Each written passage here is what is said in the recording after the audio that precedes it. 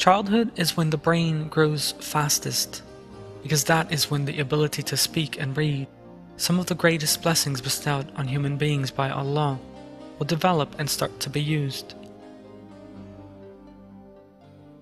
During this period, the brain wishes to record everything perceived by way of the sensory organs.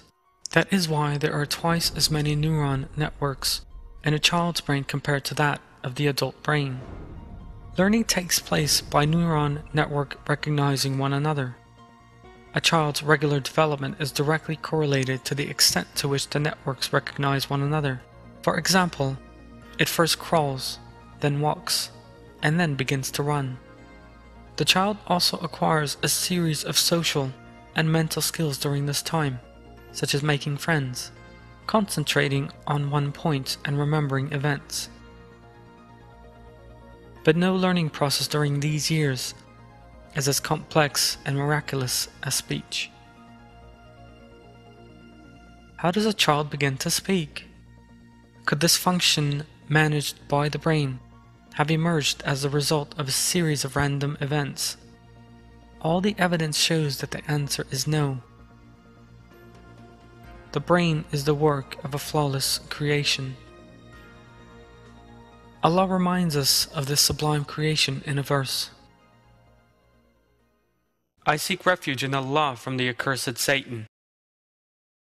Allah brought you out of your mother's wombs, knowing nothing at all, and gave you hearing, sight, and hearts, so that perhaps you would show thanks.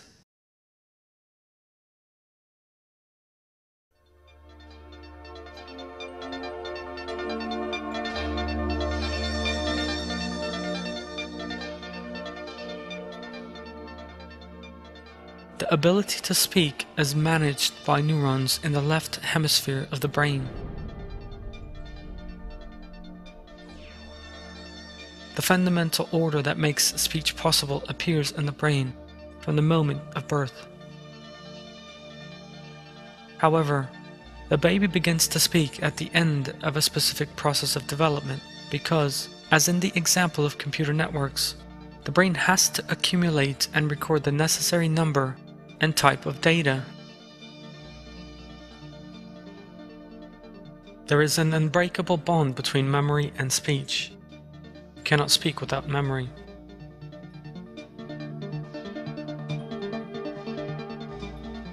Brain records information in the memory by two different processes: long and short-term memory. Long-term memory begins to develop at about the age of 2. Since the development of speech is directly related to the development of memory, the child also begins speaking in the proper sense at the age of 2.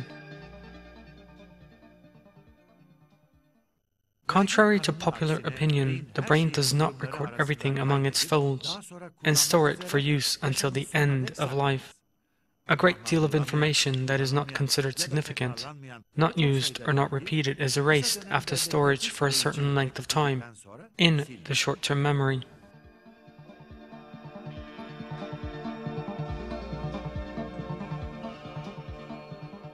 All the information from the senses is collected in the region of the brain known as the hippocampus. If no significance can be attached to a piece of data in the light of previous experience, then it is erased after remaining in the region for a while. For example, we hear a conversation in a language that we do not understand and cannot attach significance to, and since the conversation is of no use to us, it does not remain in our memories for long. Some information is needed for a limited time and stored in the memory for so long as it is used. This may be a minute, or an hour, or a day, or 3 years. Such information may include a mathematical formula learned for a test, or a computer password. All this kind of information is kept in short-term memory and erased when no longer needed. Long-term memory contains information sent from the hippocampus to the cortex. Every new record in the cortex sets millions of neurons that completely surround the cortex into action. In this way, the hippocampus establishes harmony between new and old information, new information is recorded in lower levels of tissue, to the extent that it is compatible with previous experience. The recording process does not take place as a whole. The brain first breaks down an image or piece of information to be recorded into basic parts, because each part will be stored in the relevant part of the cortex. An apple, for example, its shape, color, taste, and smell are filed away in different regions of the brain. When required, or when a single feature belonging to that apple is encountered, the concept of the apple as a whole and all the details within that concept are recalled from memory. We call this remembering. This process of remembering generally takes place so fast that we are unaware that we are remembering anything. Sometimes, as when we try to remember the name of a film we watched 10 years ago, we may have to think for a whole day, and sometimes remember things hours later. Today, we're able to watch the brain as it works with the help of advanced imaging techniques, and we thus know which parts of the cortex are responsible for which jobs. This region, for example, analyzes images from the eye. This part regulates data signals from the sense of touch. This area right next to it manages muscle movements. Speech is regulated solely in these 2 points on the left of the brain. Over the last 10 years, only these limited area of operation of the cortex layer have been illuminated. This large remaining area still contains a great many mysteries. Another complex phenomenon of the childhood period is the development of the ability to read. In order for reading to take place, several very different regions of the brain have to work together simultaneously. The first stage of the reading process involves the eye and the function that is seeing. We make use of 30 different points in the brain just to be able to see.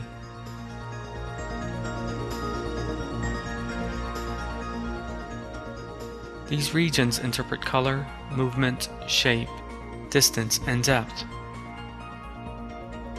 In reading, we make use of all these subsystems. We perceive the letters one by one and interpret groups of them as words. And then we understand the sentence made up by the combination of all these words.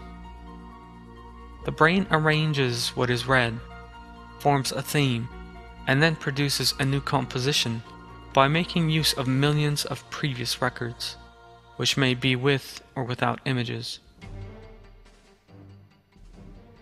All these systems become active at the same time, outside our consciousness, and an interruption to just one of these systems will make it impossible to make out a single letter. In short, it is with the help of this glorious system bestowed by Allah that a person is able to read a single word. A person who knows this will read every word in knowledge with the awareness of what Allah reveals in the Quran.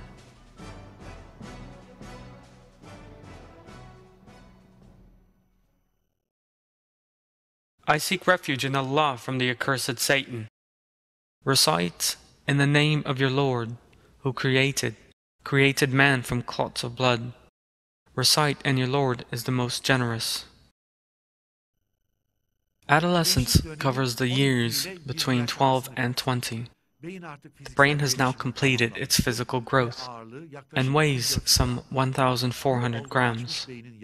We can examine the structure of this mature brain under 3 sections: the right and left hemisphere, the brainstem, and the cortex.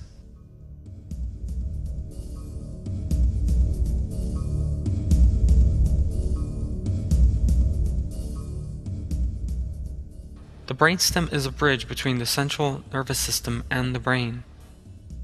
The stem is subdivided into several different regions. The tiny components that make up the stem are responsible for amazing functions. The cerebellum that lies here is responsible for balance and muscle movements. It is with the help of the cerebellum that we are able to stand on 2 feet and walk. Such a vitally important organ comprises just 10% of our brains.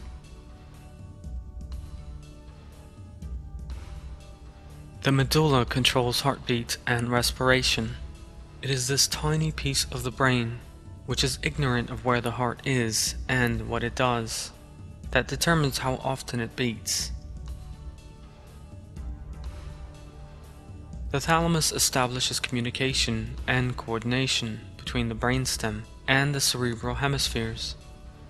The hypothalamus is responsible for such primary biological functions as controlling body temperature, blood pressure, weight, hunger, and thirst. It is a piece of flesh weighing just 4 grams and containing billions of cells that perform all these functions. But how is it that such tiny organs are able to establish bodily equilibrium and carry out all the functions that allow the body to work in such a flawless manner and at just about the right time?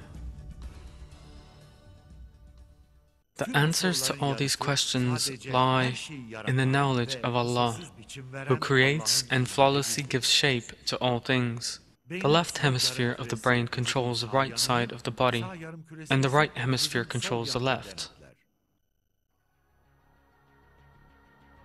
The hemispheres are mirror images of one another, though there are significant functional differences between them.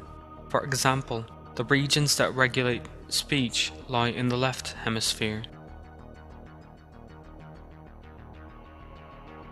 and those regulating perceptions of space in the right. The internal parts of the hemispheres are responsible for many different functions. These include learning, memory, maintaining the body's core temperature, controlling the body's hormonal systems, and emotional reactions. The highest control point of the central nervous system is the folds that first come to mind when one thinks of the brain.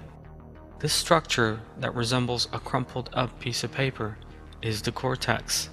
The cortex is 1 millimeter thick and consists of gray cells laid out flat. This layer of the brain covers an area of 1.5 meters. It is this 1 millimeter thick layer that enables human beings to read, think, and plan ahead.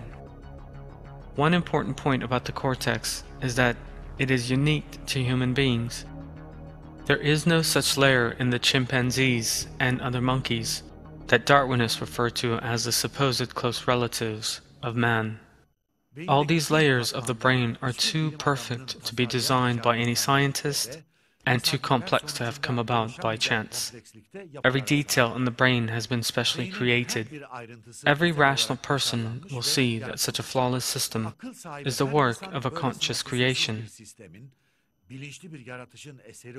This is the incomparable creation of Almighty Allah, Lord of the earth, the sky, and everything between.